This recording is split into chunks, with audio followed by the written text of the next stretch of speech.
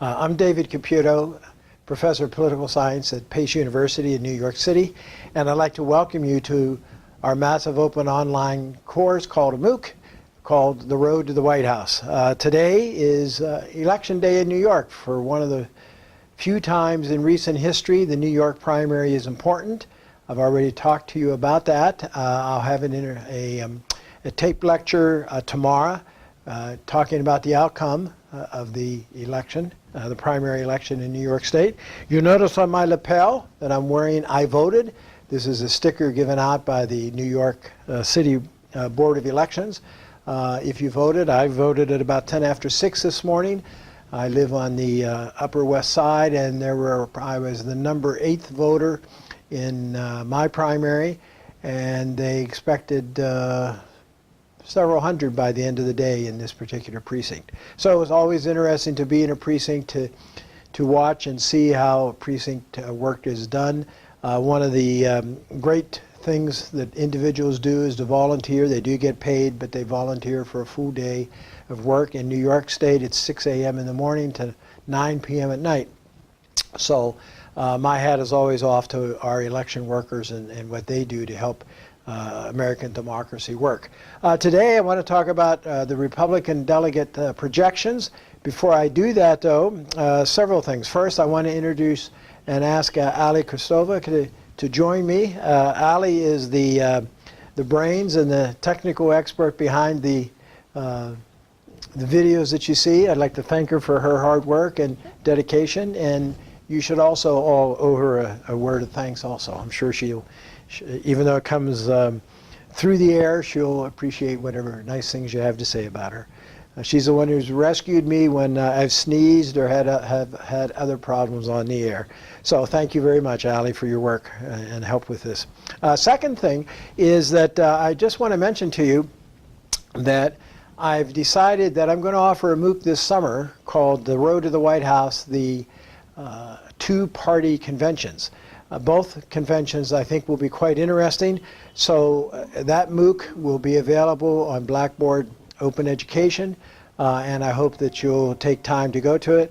I'm also trying to work it out so that it can be offered for 1 hour of credit through Pace University for anyone who's interested. So more on that perhaps in another week or two.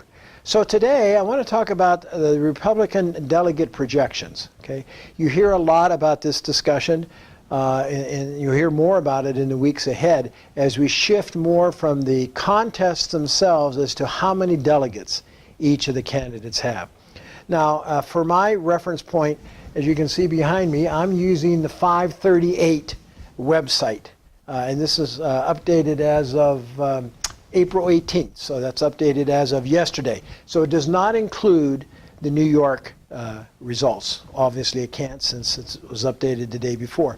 For students in my class taking this for credit, you need to pay particular attention to this lecture because you'll be asked to update the totals, the delegate totals, for the discussion board work that we'll be doing next week in the class. So please pay particular attention. Now, some background.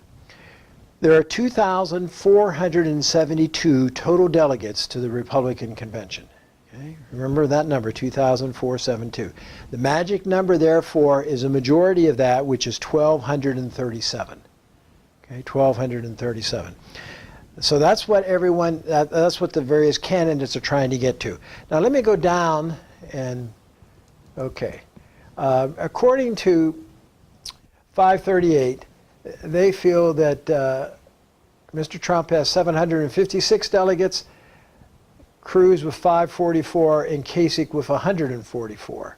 And they also note that Rubio had 173 prior to his dropping out, or as he liked to say, prior to his suspending his campaign. I'll come back to Rubio in a few minutes because it is an important point.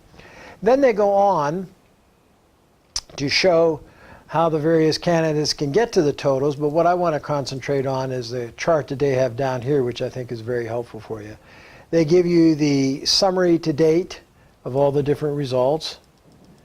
Okay, let's go to, All right, let's go. Let's finish the process off here. Let's see if I can do it right. Okay, so these are the remaining contests. You can see that New York, and then you have Connecticut, Delaware, Maryland, Pennsylvania, and Rhode Island, basically the Northeast with part of the Mid-Atlantic.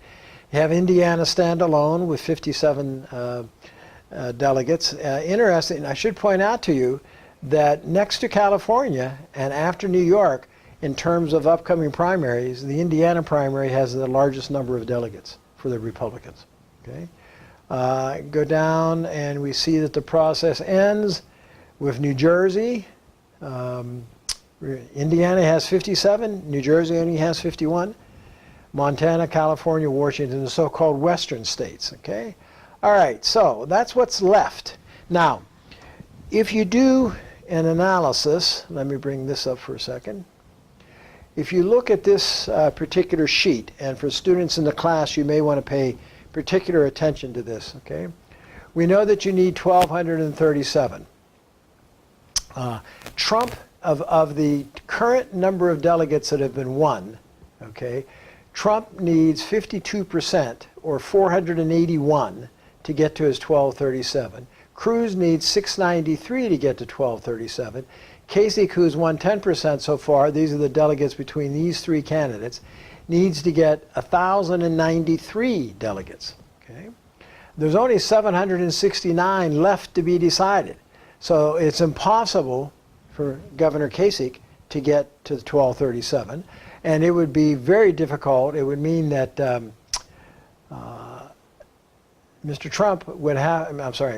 Cruz would have to get over 500, roughly 500, the 500 plus of these delegates. So what happens, what the projection that I've done is, let's say, what happens if they each get their current projections? In other words, Trump to date has won 52% of the delegates. Again, it's the delegates between these three candidates. Cruz has won 38% and Kasich has won 10%. So if Trump gets 52% of the 769 that are left, he's going to end up with 400, which puts him at 1156. 86 delegates short. Okay? Cruz picks up 292 to get to 836, but he's 401 delegates short. Kasich picks up 77 to get to 221. Okay? Puts him 1,016 short. So you say, wait a minute, what's going to happen here? Well, a couple possibilities. Remember, when you add up all these delegates, you'll find there are 259 delegates not included here. 259 delegates are not included here. And where do they come from?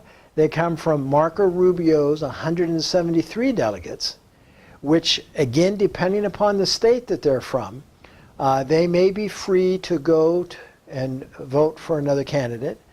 They may be committed to having to stay with Rubio even though he may not be nominated, or they may be subject to whatever wish Rubio has for how they go. The assumption is that the 173 will go to Cruz. That is a false assumption because the rules will vary from state to state. So I would argue that these 173 delegates from Marco Rubio are in fact in play. And all three of the candidates, I'm sure, are figuring out strategies to try to convince them to support them. And then plus, there are truly some uncommitted, I dropped the D here, my mistake, truly uncommitted delegates. So that would be approximately 65 delegates who are uncommitted, 65 to 70 delegates who are uncommitted. So do the math. You have 259 delegates here yet to be decided. If Trump is able to get 52% of those, that's going to give him what, 128? Well more than he needs to meet the 86. Cruz picks up his 40% of these. That's going to leave him, again, considerably short. Okay? So now, the criticism that's raised about this type of analysis is you cannot assume that the candidates are going to do in the future what they've done in the past. That's very true. Much like a financial, anytime you see a financial ad, past results are no prediction of the future. Okay? But I would argue in this particular case, it may be fairly useful to think in these terms.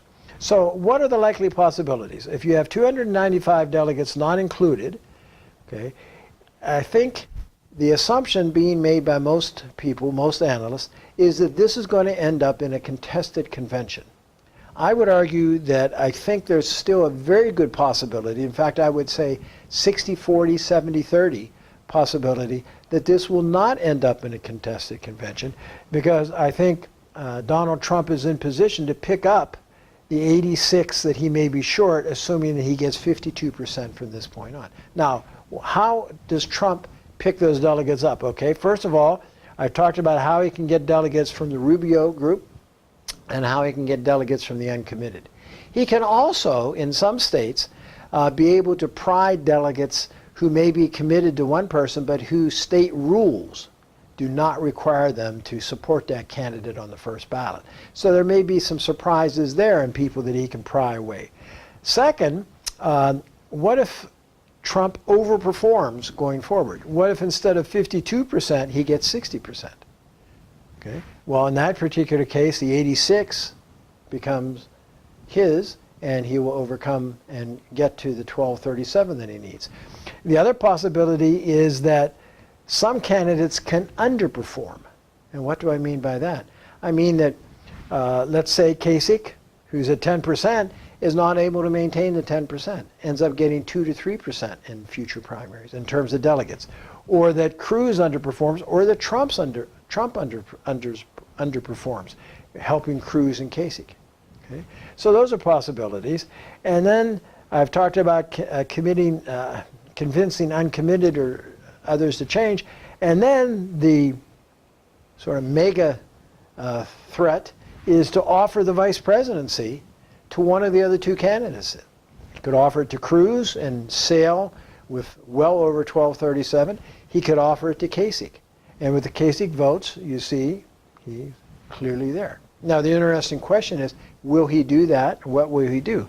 I want to come back to the point, what does the, and candidate Trump mentioned this as recently as Sunday in one of his campaign rallies. He's the master of the deal. Well, we're at the point now with the Republican nomination where the key is going to be who's able to make the most deals with the most delegates. Now, he is a newcomer to this, and he hasn't done well in the last few weeks in terms of dealing with delegate selection, but I think he's learned his lesson, put a new team in place. So my prediction is that, again, I feel fairly strongly that he's going to be able to get the nomination on the first ballot with more than 1,237 delegates. Minority view right now in terms of what the media is both projecting and I think what they're hoping for. Even if that were to happen, even if he has a first ballot victory, there will be a significant series of events at the Republican convention, from adopting the platform to adopting the rules to the seconding in speeches and so forth, and whether or not the other candidates are put in nomination. So there still will be some suspense, but my guess is that Trump will be around 1250 to 1275, so the emphasis will be on holding that number at the convention. Okay? So you can remember this and hold me to it come July when we see what the results look like. Remember that June 17th is the end of the formal primaries, and the convention doesn't start to mid to late July in Cleveland. So that gives all the candidates a month of doing nothing but working on their delegates, and that's going to be a very critical time period for the campaigns. And it's actually an extension of the normal campaign period. It is also unusual for us to be entering into this period of time without someone in position to clearly clinch with a majority of delegates before the convention. I would argue, however, Donald Trump is in the best position to do that and is likely to do so, especially if New York turns out to be as strong as it could be. If he runs at 50% plus, he has the ability to pick up the vast majority, 60 to 90 of the delegates, and maybe a clean sweep of 95. So keep this in mind, and for the students in my class and for those watching, be sure you understand this math, because from this point on, you should be able to do it. You can figure out how many delegates a candidate gets from a certain state, see if that's within the 52, 38, and 10, and then project onwards from there in terms of what is necessary in order for the candidate to win the nomination. Okay? All right, thank you very much.